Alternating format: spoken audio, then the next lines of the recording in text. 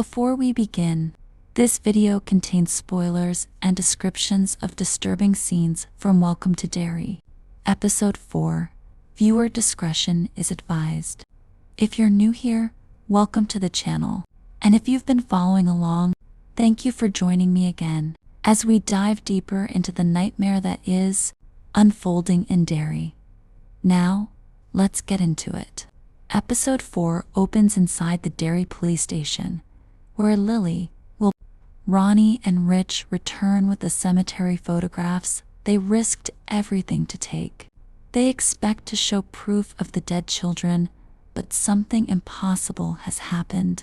The ghostly figures that stood behind the gravestones have vanished from every image. The photos look ordinary, untouched, as if nothing was ever there.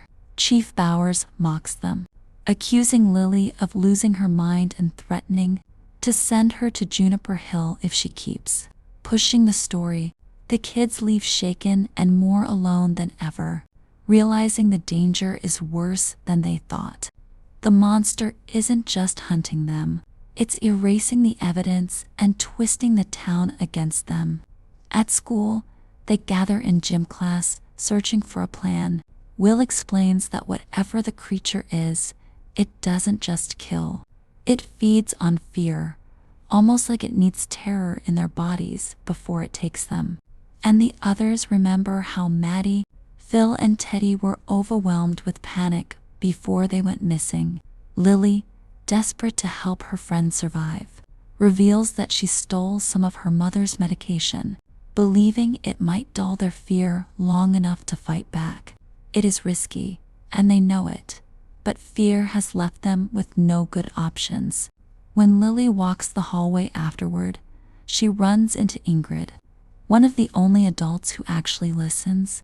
Ingrid tells her that, with good friends by her side, anything is possible, and for a moment, Lily feels hope again.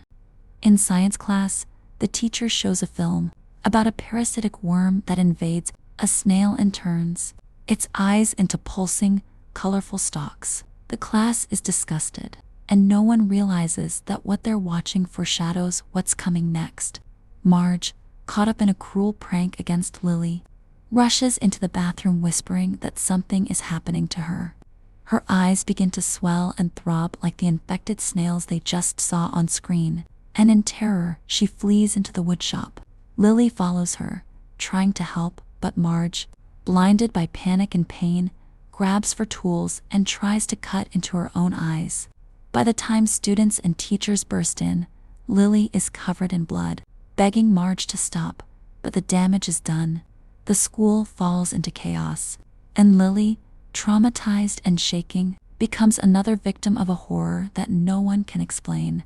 Meanwhile, Charlotte continues her fight to free Hank Rogan, a man she knows is innocent.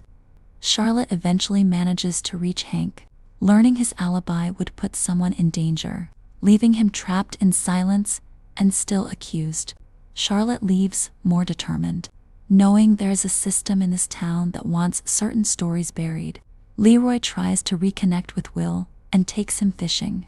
While Leroy steps away, Will sees a burned, twisted face rising from the water, a face that looks like his father's, and it drags him under. Will claws for the boat and screams until Leroy finds him bleeding and in shock. When Will tells him that something bad lives in Derry, a red balloon drifts across the water, silent and undeniable.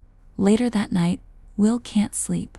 He looks through his telescope and sees a faint shape in the distance in the moonlight, something that looks like a clown watching the town. Leroy rushes outside but finds only a red balloon caught in a tree. The next day, he storms into Operation Precept and demands answers from General Shaw. He is led into a room where Tanyel, terrified, is being interrogated, and Dick Halloran is ordered to use his shining to pull memories from the boy's mind. Inside Tanyel's memory, Dick sees an ancient story. Long before Derry was a town, a star fell from the sky carrying a creature of fear. When the stone cracked, the thing inside escaped and began hunting. The first people learned that it fed on terror, and they carved 13 shards from the fallen star and buried them in the ground, lighting fires over each one to trap the creature within a boundary it could not cross. These pillars kept the monster imprisoned beneath what would one day become Derry. When Halloran returns from the vision, he realizes the shards still exist beneath the old well linked to the house on Neibolt Street, the same place that will one day be known as Pennywise's lair. The truth is no longer a mystery. The creature that haunts Derry is older than the town, older than the people, a cosmic predator bound under their feet, waiting for the day someone breaks the cage.